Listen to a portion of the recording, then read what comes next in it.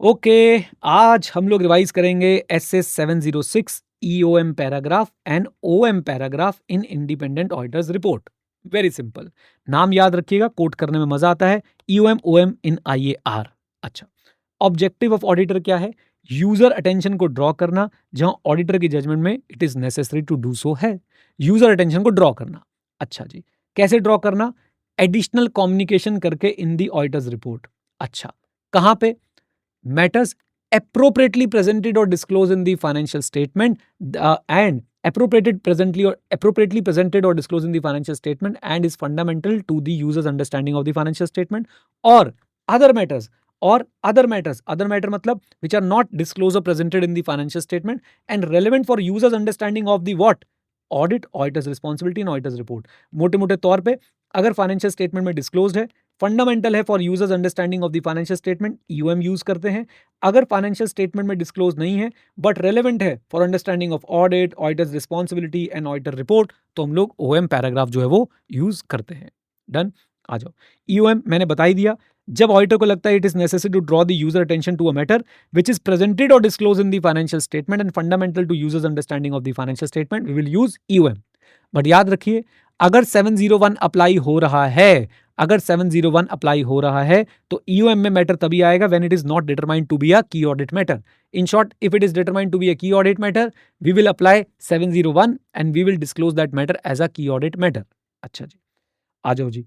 Consideration to be taken care of, basically EOM को present कैसे करोगे? आप अपनी ऑडिट रिपोर्ट में एक सेपरेट सेक्शन बनाएंगे जिसकी एप्रोप्रिएट हेडिंग होगी और उसमें ये टर्म जरूर आएंगे, कौन से? EOM.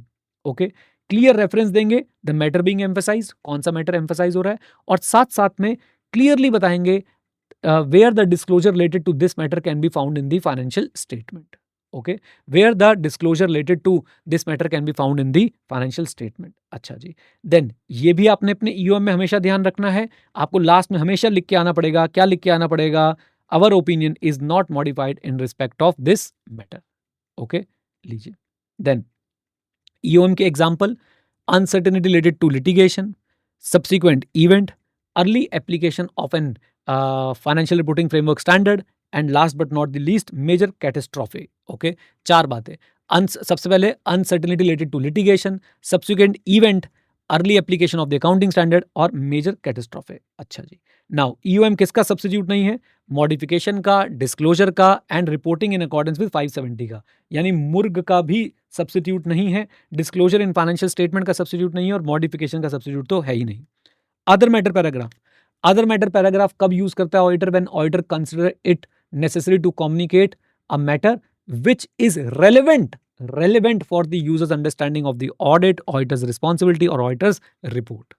Okay, and provided that it is not prohibited by law or regulation। Also please note that 701 वाली बात यहाँ पे भी एप्लीकेबल है। अगर एक मैटर कैम है तो उसे कैम से हम लोग डील करेंगे, ओएम से हम लोग डील नहीं करेंगे। ओके, अच्छा जी। नाउ सेपरेट सेक्शन रिपोर्टिंग कैसे होती है? हम लोग अपनी रिपोर्ट में एक सेपरेट सेक्शन बनाते हैं, अदर मैटर पैराग्राफ। हम उसे फर्दर कॉन्टेक्स्ट भी दे सकते हैं, अदर मैटर के साथ हम लोग और भी बातें लिख सकते हैं। अगर हम लोग ईओएम और ओएम एक्सपेक्ट कर रहे हैं अपनी रिपोर्ट में, तो हमें टीसीडब्ल्यूजी को कम्युनिकेट करेगा that we are expecting to insert a EOM और OM paragraph and what will be the wording of those paragraphs. EOM की रिक्वायरमेंट इस केस में हमेशा होगी ही होगी। एफआरएफ जो है वो प्रिस्क्राइब बाय लॉ और रेगुलेशन है, अनएक्सेप्टेबल है, बट लॉ और रेगुलेशन ने प्रिस्क्राइब किया है तो हम ये बात कम्युनिकेट करेंगे ईओएम से। स्पेशल पर्पस फ्रेमवर्क हमने पढ़ा था 800 सीरीज में।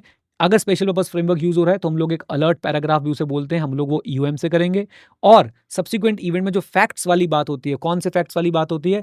Facts which become known to the auditor after the date of the audit report. और उसके बाद 560 आपको बताता है कि ऐसे केस में ऑडिटर न्यू रिपोर्ट या अमेंडेड रिपोर्ट भी इशू कर सकता है, तो ऐसे केसेस में आपको ईओएम पैराग्राफ का यूज करना पड़ेगा ही।